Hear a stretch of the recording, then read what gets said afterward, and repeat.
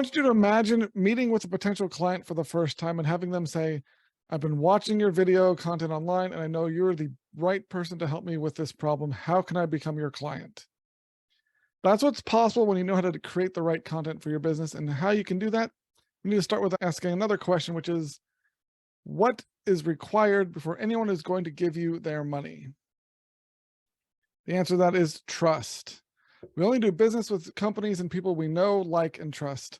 If you can't build trust quickly with prospects, you're not going to be able to succeed. And so the best way to build trust quickly and at scale is with stories. Stories transcend marketing and business to connect with the core of what makes us human.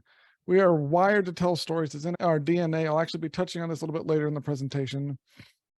That's why if you look at the most successful people in the world throughout history, they're all storytellers. And it doesn't matter what sort of business you're in, because whether your business is B2B, B2C, even B2G, they're all really H2H, which is human to human, and humans tell stories.